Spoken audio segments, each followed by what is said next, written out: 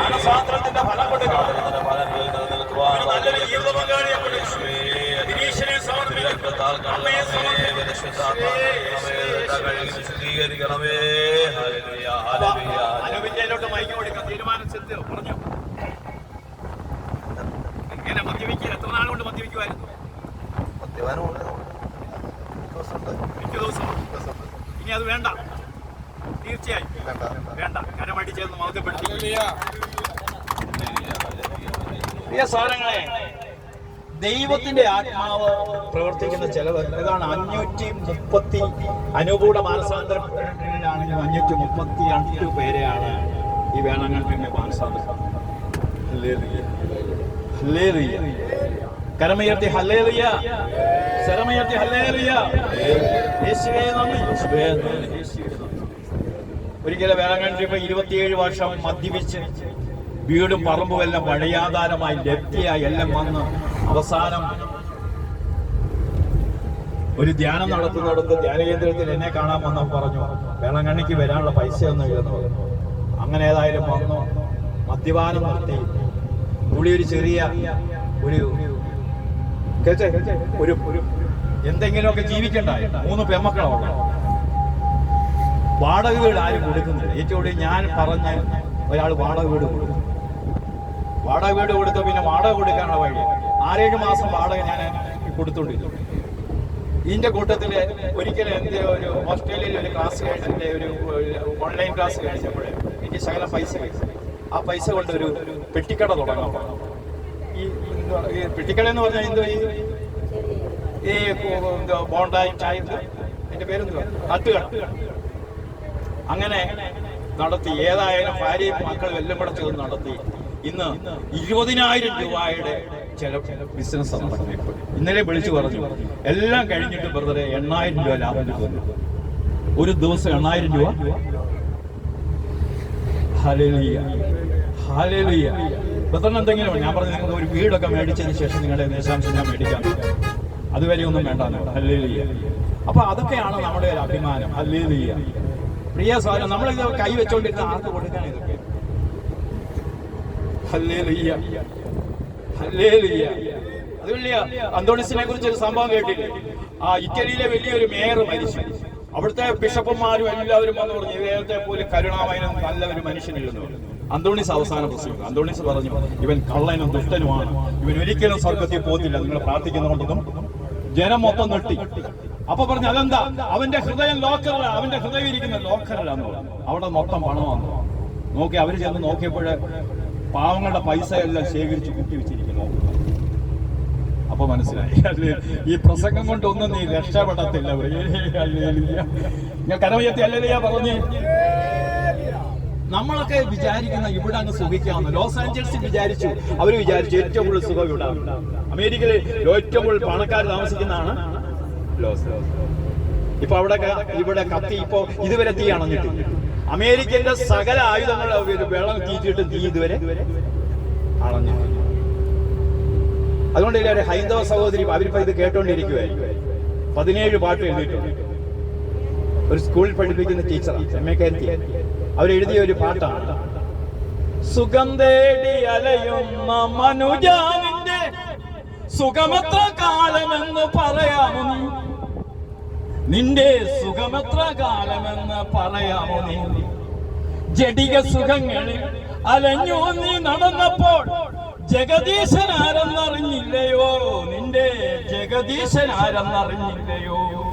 അവസാന ലൈന, ഇരുൾ മൂടി കിടക്കുന്ന ഹൃദയത്തിനുള്ളിൽ ഒരു ദീപം ഈശോയ്ക്കായി തെളിക്കയില്ലേ? ഒരു ദീപം ഈശോയ്ക്കായി തെളിക്കയില്ലേ? ഞാനൊരു സിസ്റ്റേഴ്സിന്റെ ധ്യാനം നടത്തിയപ്പോ ഈ ഹൈന്ദവ സഹോദരിയെ വിളിച്ചു, സുമയെന്നാ പേര്. അപ്പൊ ഈ സുമയോട് ചോദിച്ചു, എത്ര കൊന്ത ചൊല്ലുന്നു ചോദിച്ചു. ബ്രദറെ, ഞാനിപ്പോ 25 വർഷമായി യേശുവിനെ അറിഞ്ഞു കേട്ടോ. ഒരു ദിവസം 21 കൊന്ത ചൊല്ലുന്നു പറഞ്ഞു. ഞാൻ ആ സിസ്റ്റേഴ്സിനോട് ചോദിച്ചു, നിങ്ങൾ ആരെങ്കിലും 21 കൊന്ത ചൊല്ലുമോ? എല്ലാവരും തലകുനിച്ചിരിക്കുക. ഞാൻ പറഞ്ഞു, തലയൊക്കെ നിർത്താൻ പറഞ്ഞു. ഒരു ഹൈന്ദവ സഹോദരി എത്ര കൊന്തേ ഉള്ളൂ? അതിൽ 15 കൊല്ലം മുട്ടിന്മേ നിന്ന് മാത്രമാണ്. ഞാൻ ചോദിച്ചു 15 കൊല്ലം മുട്ടിന്മേ നിന്ന് എത്ര ആവും? അതൊരു 2.5 മണിക്കൂർ 3 മണിക്കൂറൊക്കെ എടുക്കുമ്പോൾ ഞാനിങ്ങനെ ഓരോ വിഷയം വെച്ചാൽ അതും ദിവസമുള്ളതാണ്. ഒരിക്കൽ പോലും തുടങ്ങിയിട്ടില്ല. നമ്മളൊക്കെ വലിയ വിശുദ്ധന്മാരെന്ന് പറഞ്ഞിരിക്കും. പ്രിയ സാരങ്ങളെ ശ്രദ്ധിച്ച് ഇങ്ങോട്ട് നോക്കിക്കേ. എന്നിട്ട് നമ്മൾ പ്രാർത്ഥിച്ചിട്ട് ലഭിക്കുന്നില്ല. നിങ്ങൾ പ്രാർത്ഥിക്കുന്നതെല്ലാം ഉണ്ടായിപ്പോ അതുകൊണ്ടാണ് ലഭിക്കാത്തത്. നിങ്ങൾ നല്ലവണ്ണം പ്രാർത്ഥിച്ചാൽ നിങ്ങൾക്ക് ലഭിച്ചിരിക്കും ഇന്ന് തന്നെ. ഹല്ലേലൂയ. ഉറപ്പാ, ഉറപ്പാ, ഉറപ്പാ. യേശുവേ നന്ദി, യേശുവേ ആരാധന. അപ്പൊ ഇവിടെ എന്താ കണ്ടത്? പ്രബോധനം, കൂട്ടായ്മ. അവരുടെ ദാരിദ്ര്യം അനുഭവിക്കുന്നവരാരുമില്ലായിരുന്നു. അപ്പൊ ഈ കൂട്ടായ്മയിലാണ് അടുത്തെന്താ? വിശുദ്ധ കുർബാന. ഈ കൂട്ടായ്മയിലുണ്ടെങ്കിൽ മാത്രം. അടുത്തിരിക്കുന്ന വ്യക്തിയുടെ കൈക്ക് പിടിച്ചോണ്ട് പറ എന്ന് പറഞ്ഞ് ഉറങ്ങുന്ന പൊൻകുന്നംകാരി അടുത്തിരിക്കുന്ന വ്യക്തിയുടെ കൈക്ക് പിടിച്ചോണ്ട് പറ. കൂട്ടായ്മയിലാണ് വിശുദ്ധ കുർബാന എന്ന് പറയുന്നത്. എന്താ കൂട്ടായ്മ വിശുദ്ധ കുർബാന എന്ന് പറഞ്ഞാൽ? ഈ കൂട്ടായ്മ ഉണ്ടെങ്കിലേ വിശുദ്ധ കുർബാന കുർബാനയായി. ഈ കൂട്ടായ്മയില്ലാതെ മറ്റുള്ളവരോട് വെറുപ്പും വൈരാഗ്യവും. ഒരു പള്ളിയിലെ ഒരു ചെറിയ നമ്മുടെയൊക്കെ പള്ളി 120 വീട്ടുകാരൊക്കെ വലുതാ. ചങ്ങനാശ്ശേരിയിലൊക്കെ 3000 വീട്ടുകാരാ വലിയ പള്ളി. നമ്മളെ പറഞ്ഞാൽ നിങ്ങളുടെ പുറത്തിയായിട്ട് ഒരു 170 വീട്ടുകാർ കൂടുതൽ കാണത്തില്ല. ഇല്ലേ? ഉണ്ടോ? 170 വീട്ടുകാർ കാണും. ഈ 170 വീട്ടുകാർ 4 ഗ്രൂപ്പാണ്. പുറത്തിയാട് മാത്രമല്ല, എല്ലായിടത്തും 4 ഗ്രൂപ്പുകളാണ്. ഈ 4 ഗ്രൂപ്പുകൾ ചേർന്ന് ബലി അർപ്പിച്ചാൽ എന്തെങ്കിലും കിട്ടും? വെറുതെ ഈ കൂട്ടായ്മയില് നിങ്ങൾ ശരിക്ക് ബലി അർപ്പിച്ചില്ലെങ്കിൽ എന്ത് സംഭവിക്കുമെന്ന് അപ്പോസ്തലനായ പൗലോസ്ലീഹ കൊരിന്തോസുകാർക്ക് എഴുതിയ ലേഖനം 11:27 തൊട്ടുള്ള തിരുവചനത്തിൽ വിശുദ്ധ കുർബാന ശരിയായി നിങ്ങൾ അർപ്പിക്കാത്തത് കൊണ്ട് എന്ത് സംഭവിച്ചു എന്ന് അപ്പോസ്തല പ്രവർത്തനം 11:27 തൊട്ടുള്ള വചനം വായിച്ചവരെ. ആരെങ്കിലും അയോഗ്യതയോടെ. എന്താ അയോഗ്യത? പരസ്പരം ഐക്യമില്ല. ചേട്ടത്തെ അനിയത്തി നമ്മി മിണ്ടത്തില്ല. Hallelujah, hallelujah. ആർക്കും ആരോടും വലിയ ഇഷ്ടമൊന്നുമില്ല. കാണുമ്പോ ഒന്ന് ഇളിക്കുന്നേ ഉള്ളൂ. ഇളിക്കുന്നേ ഉള്ളൂ, ചിരിക്കില്ല. ചിരി എന്ന് പറഞ്ഞ ഹൃദയത്തിൽ നിന്ന് വരുന്നു. അമ്മച്ചിയുടെ മുഖത്ത് നോക്കി ഇളിക്കാൻ എനിക്ക് സാധിക്കും. പക്ഷെ ചിരിക്കാൻ എടുക്കണമെങ്കിൽ അത് സ്നേഹം ഉണ്ടാവും. സ്റ്റീഫൻ ചേട്ടാ, സഹോദര, ചിരിക്കണമെങ്കിൽ എന്തുണ്ടാകണം? സ്നേഹം വേണം. ഈ ഹൃദയത്തിൽ സ്നേഹം ഉണ്ടെങ്കിൽ, അല്ലെങ്കിൽ അഭിനയം, ചിരി ഒരു അഭിനയമാവരുത്. അടുത്തിരിക്കുന്ന വ്യക്തിയുടെ കൈക്ക് പിടിച്ചോണ്ട് പറ, ചിരി ഒരു അഭിനയം. പിടിച്ചോണ്ട് പറ, ചിരി ഒരു അഭിനയം. Hallelujah, hallelujah. 50 വർഷത്തെ വിവാഹ അന്വേഷണം നടക്കുക. 4 മക്കൾ അമേരിക്കയിൽ നിന്ന് വന്നിട്ടുണ്ട്. അപ്പച്ചനും അമ്മച്ചും വേണ്ടിയിട്ട് 12 വർഷമായി. മൂത്തമാൻ പറഞ്ഞു 12 അച്ഛന്മാരും എത്രാനും വരുന്നത് 10,000 ജനങ്ങൾ വരും. നിങ്ങൾക്ക് മുൻ കസേരയൊക്കെ ഇട്ട് വരും. നിങ്ങൾ പിണക്കമാണെന്ന് അവരുടെ ഇടയ്ക്ക് അഭിനയിക്ക് കാണിക്കരുത്. നിങ്ങൾ ഇങ്ങനെ ചിരിച്ച് ഇങ്ങനെ പിടിക്കുകയും തടവുകയൊക്കെ ചെയ്യുന്നൊക്കെ ശരിക്കും അഭിനയിച്ചത്. അച്ഛന്മാരെല്ലാം പോയിക്കുമ്പോൾ വികാരി അച്ഛൻ മാത്രം അവിടെ. വികാരി അച്ഛൻ നിന്ന് എന്തുവാ? മക്കളൊക്കെ അമേരിക്കുന്ന വന്ന് എന്തെങ്കിലുമൊക്കെ തടയും എന്നുള്ളതുകൊണ്ടാണ് വികാരി അച്ഛൻ അവിടെ. അപ്പൊ വികാരി അച്ഛൻ പറഞ്ഞു, ഉത്തമരായ അപ്പച്ചനും അമ്മച്ചും. അപ്പൊ അപ്പച്ചൻ പറഞ്ഞു, എന്തോ ഉത്തമയായ ഞാൻ ഇവളും തമ്മിൽ വേണ്ടിയിട്ട് എത്ര വർഷമായി? 12. പക്ഷെ ഇന്ന് ചിരിച്ചതോ? ഇതൊരു അഭിനയമായിരുന്നു. ജീവിതം ഒരു അഭിനയമാവരുത്. അടുത്തിരിക്കുന്ന വ്യക്തികളോട് ജീവിതം ഒരു അഭിനയമാണ്. അഭിനയം കഴിഞ്ഞു കഴിഞ്ഞാൽ പിന്നെ ഈ ഹൃദയത്തിൽ നിന്ന് ഈ അഭിനയം എന്നൊക്കെ പറയുന്നത് വെറും ജാടയാണ്. ഈ അഭിനയമൊക്കെ ആർക്കറിയാം? അതുകൊണ്ടാ പറഞ്ഞത്, കർത്താവേ കർത്താവേ എന്ന് ഞങ്ങൾ അന്ന് വിളിച്ചു. കർത്താവ് പറഞ്ഞു, ഞാൻ നിന്നെ, കാരണം നീ മൊത്തം ഉഡായിപ്പായിരുന്നു. ഈ മൊത്തം ഉഡായിപ്പായിരുന്നു. ഈ ഉഡായിപ്പ് കൊണ്ടുള്ളത് കൊണ്ടാണ് നമുക്ക് പലർക്കും പ്രാർത്ഥന കേട്ടത്. ഈ ഉഡായിപ്പൊക്കെ ഒന്ന് മാറ്റിക്ക്. നീ ഒന്ന് നേർവഴിക്ക് വന്നേ. നിന്റെ വഴികളൊക്കെ ഒന്ന് നേരെയാക്കി. ഈ ഹെറോദേസിന്റെ വഴി കൂടെ പോകാതെ മറ്റൊരു വഴി കൂടെ പോകണം. അതാണ് ക്രിസ്മസ് പഠിപ്പിക്കുന്നത്. അവര് ഉണ്ണീശോ കണ്ടപ്പോ വേറൊരു വഴി കൂടാണ്. മനസ്സിലായോ? അപ്പൊ എന്താ ഈ രോഗം വരാൻ കാര്യം? അപ്പോസ്തലപ്രവർത്തനം അല്ല 1 കൊരിന്ത്യർ 11:27 പറയുകയാണ്. വചനം വായിച്ചത് ആരെങ്കിലും അയോഗ്യതയോടെ അവന്റെ അപ്പം ഭക്ഷിക്കുകയും പാത്രത്തിൽ പാനം ചെയ്യുകയും ചെയ്താൽ പാത്രത്തിൽ നിന്ന് പാനം ചെയ്യുമ്പോൾ കണ്ടോ ഇവിടെ ഇരിക്കുന്ന അജിക്ക് ആരോടെങ്കിലും ഇഷ്ടക്കുറവുണ്ടെങ്കിൽ വിശുദ്ധ കുർബാന സ്വീകരിച്ച അജി രോഗിയായി മാറി. കർത്താവിന്റെ ശരീരത്തിനും രക്തത്തിനുമെതിരെ തെറ്റ് ചെയ്യുന്നു. കർത്താവിന്റെ ശരീരത്തിനും രക്തത്തിനുമെതിരെ. അതുകൊണ്ടാണ് ലോകപ്രശസ്ത സുവിശേഷകനായ ബെന്നിഹിൻ പറയുന്നത് 95% ക്രൈസ്തവനും അയോഗ്യതയോട് ബലിയർപ്പിക്കുന്നു. പലരും ടെൻഷൻ മാറുന്നുണ്ടോ, അസ്വസ്ഥ മാറുന്നുണ്ടോ, പട്ടിയെ വളർത്തിയിട്ട് സമാധാനമുണ്ടോ, എന്ത് നല്ലവണ്ണം ഉറങ്ങുന്നുണ്ടോ, നല്ലവണ്ണം ഒരു ഉറക്കമുണ്ടോ നിങ്ങൾക്ക്? പ്രിയ സാധനങ്ങളെ, അയോഗ്യതയോടുകൂടി പാലം നിങ്ങൾ കഴിക്കുക. അടുത്ത വചനം പറയുന്നു, അതിനാൽ ഓരോരുത്തരും ആത്മശോധന ചെയ്തതിനു ശേഷം ഈ അപ്പം ഭക്ഷിക്കുകയും. ആത്മശോധന ചെയ്യണം. എന്താണ് കർത്താവേ, എനിക്ക് എന്തെങ്കിലും കുറവുണ്ടോ? ഒരു ക്രിസ്ത്യാനി എന്ന് പറഞ്ഞാൽ അടുത്തിരിക്കുന്ന വ്യക്തിയോട് ചോദിച്ചു, ക്രൈസ്തവൻ എന്ന് പറഞ്ഞാൽ ഒന്ന് കൈക്ക് പിടിച്ചോണ്ട് ചോദിച്ചു, ഈ ക്രൈസ്തവൻ എന്ന് പറഞ്ഞാൽ എന്റെ പൊന്നൊന്ന സൗകര്യം ഞാൻ കൈക്ക് പിടിച്ചോണ്ട് ചോദിക്കുക, ഉറങ്ങാതിരി നിവർത്തി ഇങ്ങനെ ചാരി ഇരിക്കുന്നുണ്ടോ വിഷയം? ഇന്ന് ഇത്രയും മണിക്കൂർ ഉറങ്ങാൻ കിട്ടി. അപ്പൊ ശ്രദ്ധിച്ച്, ഇനി നമുക്ക് അവസാനം ഒരു ഉറക്കമുണ്ട്. ആ ഉറക്കത്തിന് ആരെങ്കിലും വിളിക്കും. ഹല്ലേലൂയ. ഇപ്പൊ ഞാനിപ്പോ പറഞ്ഞത് വചനം കേട്ടോ, എന്താ പറഞ്ഞത്? ആരാണ് ക്രിസ്ത്യാനി? അടുത്തിരിക്കുന്ന വ്യക്തികളോട് ആരാണ് ക്രിസ്ത്യാനി? ക്രിസ്തീയ ജീവിത ചര്യ എന്ന് പറഞ്ഞുകൊണ്ട് ബൈബിളിൽ ഒരു അധ്യായമാണ്. ആർക്കെങ്കിലും പറയാം ക്രിസ്തീയ ജീവിത ചര്യ? ഞാൻ കഴിഞ്ഞ ദിവസം ഓസ്ട്രേലിയക്കാർക്ക് ക്ലാസ് എടുത്തപ്പോഴും ഒരു സൗകര്യം പറഞ്ഞു, ക്രിസ്തീയ ജീവിതചര്യ ഇന്നതാണ് എന്ന് പറഞ്ഞു. ഞാൻ ആ സഹോദരിക്ക് ഒരു കൊന്ത, ഇതുപോലൊരു കൊന്ത കണ്ടോ, ഈ കൊന്ത കണ്ടോ നിങ്ങൾ? ഈ കൊന്ത കണ്ടോ? ഈ കൊന്ത കണ്ടോ? ഈ കൊന്തയിൽ ഒരു അമ്മയുണ്ട് കണ്ടോ? ഞാൻ ഈ കൊന്തയെ പിടിക്കുമ്പോ എന്റെ അമ്മയെ, എന്റെ ആശ്രയമേ എന്ന് ഒറ്റ വിളി വിളിച്ചു കഴിഞ്ഞാൽ അമ്മയെ ഇറങ്ങി വരും. ഹല്ലേലൂയ. ഈ അമ്മയെ പ്രത്യാശ എനിക്കുണ്ട് കേട്ടോ. ഹല്ലേലൂയ. കണ്ടോ ഇത്? അപ്പൊ കൊന്ത ചൊല്ലുന്ന എങ്ങനെ ആൾക്കാർ പറയാം, അത് വരാൻ പോകുന്നതേ ഉള്ളൂ. Hallelujah, hallelujah. അപ്പൊ ഇവിടെ വചനം എന്താ പറയുന്നത്? അപ്പൊ തീത്തോസ്, ആരും പറഞ്ഞില്ല, തീത്തോസിന്റെ ലേഖനം. ആരുടെ ലേഖനം?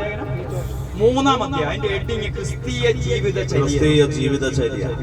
ക്രിസ്തീയ ജീവിത ക്രിസ്ത്യാനി എങ്ങനെയാണ് ജീവിതചര്യ അനുഷ്ഠിക്കേണ്ടത്?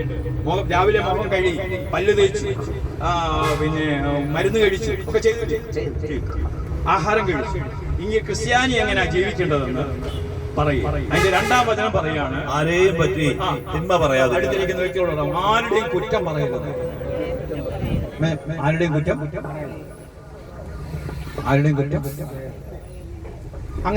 അങ്ങനെ ചെയ്യുന്നവരുണ്ട്. അപ്പൊ ഈ കുറ്റം പറയുമ്പോൾ എന്ത് സംഭവിക്കുന്നറിയാമോ? നമ്മുടെ മനസ്സിന് എത്ര കുറ്റം പറയുന്ന ആ വ്യക്തികൾ ഒരു കാലം ഡിപ്രഷൻ രോഗികളായി മാറി. നമുക്ക് ഡിപ്രഷൻ ഉണ്ടാവും. ആരുടെയും കുറ്റം പറയും. അതാണ് മാർപ്പാപ്പ പറയുന്നത്, ഒരു മദ്യപാനിയെ കണ്ടാൽ ആദ്യം നീ അവന്റെ കുറ്റം പറയും. നീ പറയേണ്ടത് എന്താ? എന്റെ വീടാ, എന്റെ വലിയ ഞാൻ പിഴയായതുകൊണ്ടാണ് ഇവനിങ്ങനെ മദ്യപിക്കും. നിങ്ങളുടെ പള്ളിയിൽ ഒരു ആത്മഹത്യ നടന്ന നിങ്ങൾ പറയണം, എന്റെ പിഴ, നീ ഇവിടെ ഉണ്ടായിരുന്നെങ്കിൽ എന്റെ സഹോദരൻ മരിക്കുകയില്ലായിരുന്നു. നിന്റെ പ്രാർത്ഥനയുടെ കുറവ്. ഹല്ലേലൂയ. പിടികിട്ടിയോ? അപ്പൊ വചനമെന്ന് പറയുന്ന വാള. നിങ്ങളെ സുഖിപ്പിക്കാൻ ഒരിക്കലും വചനമൊക്കത്തില്ല. വാളിന്റെ പ്രത്യേകത എന്താ? ഇരുതല വാൾ. വചനം ഇരുതല വാളായതെന്താ? ദൂസരി ലവലിയോട് ചോദിക്കാം, വചനം ഇരുതല വാളായത്. വളരെ പിടിച്ചോണേ. വചനം ഇരുതല വാളായത് എന്താണെന്ന് നമ്മുടെ ടീച്ചറിനോട് ചോദിച്ചു. എന്താ? 2 സൈഡ് മോർച്ച ഇരുതല വാളായത് എന്താന്ന് ചോദിച്ചാൽ, കേൾക്കുന്ന നിങ്ങൾക്കും പറയുന്ന എനിക്കും ഒരുപോലെ അഭിഷേകം ഉണ്ടാകും. കേൾക്കുന്ന നിങ്ങൾക്കും പറയുന്ന എനിക്കും ഒരുപോലെ ഈ അഭിഷേകം ഉണ്ടെങ്കിൽ ഇതിന്റെ പേരാണ് വചനം. ഇരുതല വാൾ. കേൾക്കുന്നുണ്ടോ? കേൾക്കുന്ന നിങ്ങൾക്കും പറയുന്ന എനിക്കും ഒരുപോലെ അഭിഷേകം. ഹല്ലേലൂയ. അപ്പൊ ഇവിടെ വചനം പറയാം, ആരെ പറ്റി തിന്മ പറയാതിരിക്കാനും. ക്രിസ്തീയ കുടുംബത്തിൽ കലഹമില്ല. അടുത്തിരിക്കുന്ന വ്യക്തിയോട് പറയാം, ക്രിസ്ത്യാനി ഒരിക്കലും കലഹം ഉണ്ടാക്കുന്ന പള്ളി. ഞാൻ പറയും, മണവയോടൊക്കെ മാതാവ് വരണമെങ്കിൽ എന്നിവര് രമ്യപ്പെടുന്നു അന്നേ മാതാവോടെ വരുത്തുള്ളൂ. കാരണം കലഹമുണ്ടാക്കുന്നിടത്ത്, കലഹമുണ്ടാക്കുന്ന ദേവാലയങ്ങളിൽ, കലഹമുണ്ടാക്കുന്നിടത്ത് ഈശോ വരില്ല, മാതാവും വരില്ല. വരുന്നേരം പറ, കലഹമുണ്ടാകുന്നിടത്ത് മാതാവ് വരുത്തില്ല. അമ്മച്ചി പറയുക, ഞാൻ കുർബാനയ്ക്ക് പോയിട്ട് വരത്തില്ല, ബാക്കി ഞാൻ പറയുന്നു. എന്തെങ്കിലും ഗുണമുണ്ടോ? കലഹമുണ്ടാക്കുന്നിടത്ത്. ഇപ്പൊ സഹോദരന്റെ ഭർത്താവ് മദ്യപാനിയാണെന്ന് ഇരിക്കട്ടെ, മദ്യപാനിയെ രോഗിയായിട്ട് കണ്ടിട്ട് പറയണം, എന്റെ പിട, എന്റെ പിട, എന്റെ പിടി കിട്ടിയോ, പിടി കിട്ടിയോ? അപ്പോൾ ഇങ്ങോട്ട് നോക്കിയേ, ആരെ പറ്റി തിന്മ പറയാതിരിക്കാനും, കലഹങ്ങളിൽ നിന്ന് ഒഴിഞ്ഞു നിൽക്കണം, കലഹങ്ങളിൽ നിന്ന് എല്ലാവരും ഒക്കെ ഒന്ന് ഉറങ്ങാതിരിക്കണം. ആളുകൾ കണ്ടുകൊണ്ടിരിക്കും. നമ്മളിപ്പോഴാ പള്ളിയിൽ നിന്ന് കപ്പീച്ചനച്ഛന്മാരുടെ എടുത്തത് 50 പേര് കൂടുതൽ ഈ സെക്കൻഡ് കണ്ടു കഴിഞ്ഞു. 2 സെക്കൻഡ് കൊണ്ട് 50 പേര് കണ്ടു കഴിഞ്ഞു. Hallelujah, hallelujah. അപ്പൊ കലഹങ്ങളിൽ നിന്ന് ഒഴിഞ്ഞിരിക്കാനും സൗമ്യരായിരിക്കണം. അപ്പൊ ക്രിസ്തീയ കുടുംബത്തിൽ എന്തില്ല? അടുത്തിരിക്കുന്ന വ്യക്തിയോട് പറയാം, എന്റെ കുടുംബത്തിൽ കലഹമേ ഇല്ലെന്ന്.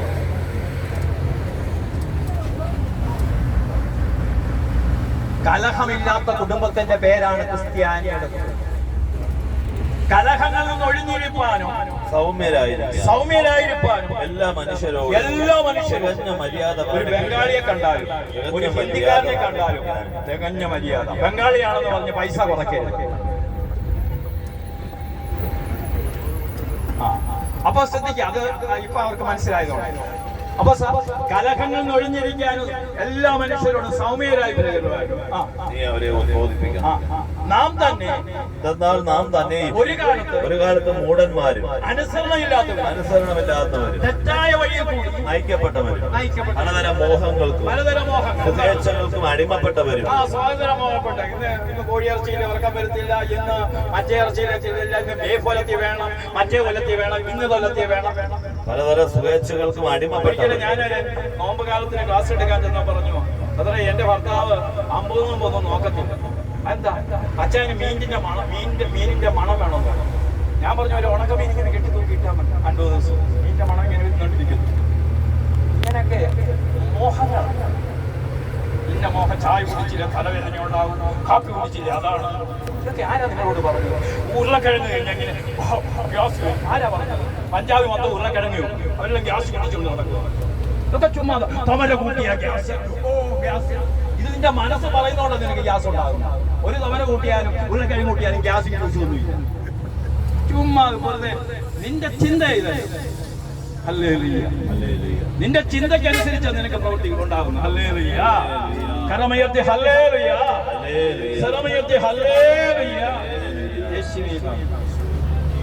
ഇപ്പോ മധുരം അങ്ങോട്ട് ഒത്തിരി കൂട്ടിയാണ്, ഷുഗർ കൂടും. അങ്ങനെയാണെങ്കിൽ തമിഴ്നാട്ടിലാണ് ഏറ്റവും കുറച്ച് ഷുഗർ രോഗികളുള്ളത്. ഇന്ത്യയിൽ ഏറ്റവും കൂടുതൽ പഞ്ചസാര ഉപയോഗിക്കുന്ന കാര്യം. തമിഴന്മാരുടെ ചായ കുടിച്ചു നോക്കും, നല്ല തേനിട്ട. അമ്മമാർക്ക് ആരും കുഴപ്പമില്ല. എന്താ കാര്യം? അവരിതിനൊന്നും വലിയ കാര്യമാക്കുന്നില്ല. നമ്മളതിനെല്ലാം ഞാൻ മാസ്ക് കൊറോണ കഴിഞ്ഞ് ഒരു 6 മാസത്തേക്ക് വെച്ച് ഞങ്ങൾ അത് കഴിഞ്ഞ് ഇവിടെ വന്നപ്പോഴും ഒരു തമിഴിന്റെയും മാസ്ക്. അപ്പൊ ചില തമിഴന്മാര് പറയാ, നിങ്ങളുടെ ആൾക്കാർ കൊറോണ രോഗികളാണ് മാസ്ക് വെച്ചോണ്ട് വന്നു. അല്ല, അച്ഛൻ പറയാൻ പറ്റുമോ? അവിടെ നാവിലം കൊടുക്കുക. അച്ഛൻ പറയാ, നിങ്ങളുടെ കൂട്ടത്തിൽ വന്നവരെല്ലാം എന്തിനാ ഇത് വെച്ചിരിക്കും? ഞാൻ പറഞ്ഞ ഒരു കാര്യം, മാസ്കും ബൂസ്കും ഒക്കെ വെച്ചിട്ട് ഈ രോഗത്തിന്റെ മേലും രോഗാണുക്കളുടെ മേലുള്ള അധികാരം തന്നവനാണ് നമുക്ക്. ഇതൊന്നോട് ചോദിച്ചു നോക്കെ, കൊറോണ രോഗികളായ പല വീടുകളിൽ ചെല്ലുമ്പോൾ ഞങ്ങളോട് പറയൂ കൊറോണ. ഞാൻ പറഞ്ഞു കൊറോണ. ഇത് നിങ്ങൾ ശരീരത്തിന് വലിയ പ്രാധാന്യം കൊടുക്കണം. അടുത്തിരിക്കുന്ന വ്യക്തിയോട് പറയാം, ശരീരത്തിന് വലിയ പ്രാധാന്യം. ആത്മാവിനാണ്. ഇന്ന് മരിച്ച സ്വർഗത്തിൽ പോകുന്നുണ്ടെങ്കിലാണ് രക്ഷ. അപ്പൊ ഇവിടെ വചനം പറയുകയാണ് ആരെ പറ്റി തിന്മ പറയാതിരിപ്പ. അപ്പൊ ഇതാണ് അപ്പൊ ക്രിസ്ത്യാനി എങ്ങനെ, ഒരു കർത്താവിന്റെ ദാസൻ എങ്ങനെ ആയിരിക്കും? കർത്താവിന്റെ ദാസന് 6 പ്രത്യേകതയുണ്ട്. കർത്താവിന്റെ ദാസന് എത്ര പ്രത്യേകതയുണ്ട്? കർത്താവിന്റെ ദാസന്റെ ഒന്നാമത്തെ പ്രത്യേകത ഇങ്ങോട്ട് അവിടെ ദാസന്റെ 6 ഗുണം. 2 തിമോത്തിയോസ് 2:24. മറക്കരുത് വചനം. 2 തിമോത്തിയോസ് 2:24. കർത്താവിന്റെ ദാസൻ കലഹപ്രിയനായിരിക്കരുത്. അടുത്തിരിക്കുന്ന വ്യക്തിയോട് പറ, കർത്താവിന്റെ ദാസൻ കലഹം ഉണ്ടാക്കാത്തതിന്റെ പേരാണ് 2. എല്ലാവരോടും സൗമ്യതയുള്ളവൻ. എല്ലാവരോടും സൗമ്യതയുള്ളവൻ. യോഗ്യനായ അധ്യാപകൻ. യോഗ്യനായ അധ്യാപകന്റെ പേരാണ് ഗുരു. അതുകൊണ്ടാണ് ഇന്ത്യയുടെ 2ാമത്തെ രാഷ്ട്രപിതാവ് ആരാ? 2ാമത്തെ രാഷ്ട്രപിതാവ് ടീച്ചറെ. ഇന്ത്യയുടെ 2ാമത്തെ രാഷ്ട്രപിതാവ് രാഷ്ട്രപതി ഡോക്ടർ രാധാകൃഷ്ണൻ. ഡോക്ടർ രാധാകൃഷ്ണന്റെ ഓഫീസിൽ രാഷ്ട്രപതി ഭവനിലിരിക്കുമ്പോൾ ഈശോയുടെ ഒരു രൂപം, അതിന്റെ അടിയിൽ എഴുതിയിട്ടുണ്ട്, പൂർണ്ണനായ ഒരു ഗുരു മാത്രമേ ഉള്ളൂ, അത് യേശു ക്രിസ്തു. ഗുരു എന്ന വാക്കിന്റെ അർത്ഥം ഗു ഇരുട്ട്, രു എന്ന് പറഞ്ഞ വെളിച്ചം, ഇരുട്ടിൽ നിന്ന് വെളിച്ചത്തിലേക്ക് നയിക്കുന്നു. Hallelujah, hallelujah. അപ്പൊ യോഗ്യനായ അധ്യാപകനായി, ക്ഷമാശീലനും. അപ്പൊ കർത്താവിന്റെ ദാസൻ എന്തായിരിക്കണം? ക്ഷമാശീലനുമായിരിക്കണം. എന്തായിരിക്കണം? ഇങ്ങനെ എന്തായിരിക്കണം? ക്ഷമയോട് സംസാരിക്കുക, ക്ഷമാശീലനായിരിക്കണം. എന്തായിരിക്കണം? ക്ഷമ ഒരു ശീലമാക്കണം. സ്റ്റീഫൻ സഹോദര എന്തായിരിക്കണം?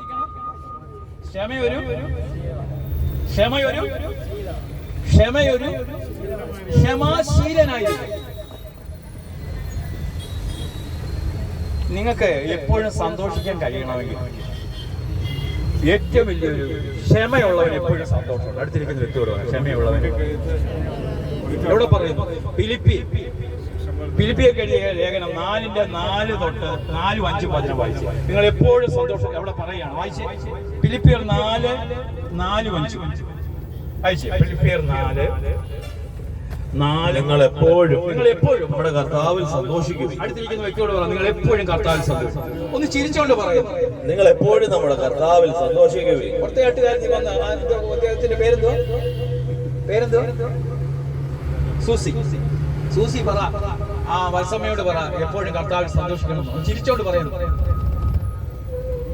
മുന്നിലിരിക്കുന്ന നമ്മുടെ ജെസ്സിയോട് പറ, തൊട്ടിട്ട് പറ, എപ്പോഴും സന്തോഷിക്കണം എന്ന് ചിരിച്ചോണ്ട്. നിങ്ങൾ എപ്പോഴും നമ്മുടെ കർത്താവിൽ സന്തോഷിക്കുകയും.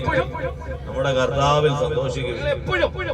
നിങ്ങൾ എപ്പോഴും എല്ലാ നിമിഷവും കർത്താവിൽ സന്തോഷിക്കുകയും. ഞാൻ വീണ്ടും പറയുന്നു, നിങ്ങൾ സന്തോഷിക്കുകയും. വീണ്ടും പറയുന്നു, നിങ്ങൾ സന്തോഷിക്കുകയും.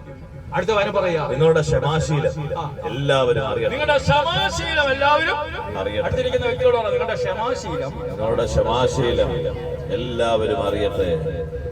ആണോ? നിങ്ങളുടെ ക്ഷമാശീലം എല്ലാവരും അറിയട്ടെ.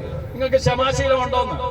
1 മണിക്ക് കിട്ടേണ്ട ഭക്ഷണം 2 മണിക്ക് കിട്ടുമ്പോൾ നിങ്ങളുടെ ക്ഷമാശീലം എല്ലാവരും അറിയാൻ തുടങ്ങും. നിങ്ങളുടെ ക്ഷമാശീലം എല്ലാവരും അറിയണം. ഈ ക്ഷമാശീലമുള്ളവന് മാത്രമേ ദൈവിക സാന്നിധ്യത്തിൽ കഴിയാനൊക്കെ ഉള്ളൂ. ഹല്ലേലൂയ. ക്ഷമിക്കുന്നവൻ എപ്പോഴും സന്തോഷമാണ്. അതുകൊണ്ടാണ് സ്റ്റെഫാനോസിനെ കല്ലെറിയുമ്പോൾ സ്റ്റെഫാനോസ് സ്വർഗ്ഗത്തിലേക്ക് നോക്കി സന്തോഷിച്ചു. കാരണം ഇവരോട് സ്റ്റെഫാനോസ് പറഞ്ഞു, ഈ കല്ലെറിയുന്നവർ ചെയ്യുന്നത് എന്തെന്ന് അവർ അറിയുന്നില്ല, അവരോട് ക്ഷമിക്കണമെന്ന് പറഞ്ഞപ്പോൾ സ്വർഗ്ഗം തുറക്കപ്പെടുന്നത് ഞാൻ കാണുന്നു. പിതാവായ ദൈവത്തിന്റെ വലതുഭാഗത്ത് യേശു തമ്പുരാൻ എഴുന്നേറ്റ് നിൽക്കുന്നത് ഞാൻ കാണുന്നു. ഹല്ലേലൂയ. സന്തോഷിക്കുന്നവന്റെ വീട്ടിൽ കർത്താവ് എഴുന്നേറ്റ് നിൽക്കും. അടുത്തിരിക്കുന്ന വ്യക്തിയോട് പറ, സന്തോഷിക്കുന്നവന്റെ വീട്ടിൽ കർത്താവ് ഉണ്ടെന്ന്. എന്തെങ്കിലും പിടി കിട്ടിയ എന്റെ സഹോദരൻ എത്ര നാളത്തെ കൊണ്ടിരിക്കും? ഇങ്ങോട്ട് നോക്കി. ഇപ്പൊ വിവാഹം കഴിഞ്ഞിട്ട് എത്ര? 38. 50 വർഷത്തിൽ കൂടുതലൊക്കെ ഉണ്ടോ വിവാഹം? ഈ ഇപ്പൊ സന്തോഷിക്കാൻ കഴിയുന്നില്ല, പിന്നെ എപ്പോ സന്തോഷിക്കുമെന്ന്? അച്ചായനെ ഞാൻ വർഷങ്ങളായിട്ട് അറിയാവുന്ന, ബസ്സൊക്കെ ഉള്ള സമയം. അപ്പോഴ് നമ്മുടെ എത്ര നാൾ ജീവിക്കുന്നു ആ ജീവിതം മാത്രമേ. ഇന്നെങ്കിലും നിങ്ങളൊന്ന് ചിരിച്ചൊന്ന് സന്തോഷിച്ച്, അടുത്തിരിക്കുന്ന വ്യക്തി അഭിനയിക്കാതെ ഒന്ന് ചിരിച്ച്, അടുത്തിരിക്കുന്ന വ്യക്തിയുടെ മുഖത്ത് നോക്കി. പിന്നെ ഓസ്റ്റിനെ നീ ഒന്ന് ചിരിച്ച്, അപ്പൻ്റെ മുഖത്ത് നോക്കി. അപ്പനും മോളൊന്ന് ചിരിച്ചേ. ചിരിച്ചാൽ പഠിച്ചു. ചിരിച്ചാൽ പകുതി രോഗം മാറും. ലൂസിക്കുട്ടിക്ക് മനസ്സിലായോ? ഇതാണ് ഈ നമ്മൾ ഞാൻ ചോദിച്ചോട്ടെ, ഒരു വ്യക്തിയോടും ഐക്യമില്ല. ദൈവമേ നീ പരിശുദ്ധനാണെന്ന് പറയുന്നത് കേട്ടാൽ ആ പല്ലാരിമംഗലം മൊത്തം നേടും. ജീവിതത്തിലെ ഈ സ്നേഹവും വിശുദ്ധിയും ഒന്നും ഇല്ലാതൊക്കെ പ്രാർത്ഥിച്ചിട്ട് എന്തെങ്കിലും ഗുണമാണ്? ഒന്നും കിട്ടത്തില്ല. ഈ ഭൂമി കട്ടപ്പെടുന്നതെല്ലാം സ്വർഗത്തിലും കട്ടപ്പെട്ടിരിക്കും. ഹല്ലേലൂയ. കരങ്ങളുയർത്തി ഹല്ലേലൂയ പറഞ്ഞു. അപ്പൊ ഇതാണ്. അപ്പൊ ഞാനിവിടെ പറഞ്ഞു വന്നത്, പലരും രോഗികളായ തീരാൻ കാര്യമെന്ന അയോഗ്യതയോട് വിശുദ്ധ. അപ്പൊ പ്രബോധനം ആദ്യം കേട്ട എന്താണ്? പ്രബോധനം കഴിഞ്ഞ് കൂട്ടായ്മ കഴിഞ്ഞാൽ വിശുദ്ധ കുർബാന, അപ്പം മുറിക്കൽ വിശുദ്ധ കുർബാന. അപ്പൊ കൂട്ടായ്മയിലാണ് എന്ത് നടക്കുന്നത്? 4 പ്രാർത്ഥന. ഈ വിശുദ്ധ കുർബാന സ്നേഹത്തോടും ഐക്യത്തോടും പങ്കെടുക്കുന്ന വീട്ടിൽ പ്രാർത്ഥിച്ചാലേ ഈശോ അവിടെ കണ്ടോ? പ്രാർത്ഥന. അതുകൊണ്ടാണ് മലങ്കര കുർബാനയിൽ ഇങ്ങനെ പറയുന്നു, ബലിപീഠത്തിലേക്ക് ഇറങ്ങി നിന്നിട്ട് അച്ഛൻ അവസാന ആശീർവാദമാണ്, നിങ്ങൾ സന്തോഷിച്ച് ആനന്ദിച്ച് സമാധാനത്തോടു കൂടി. എന്താണ്? സന്തോഷമുണ്ടോ? ആനന്ദമുണ്ടോ? സമാധാനമുണ്ടോ?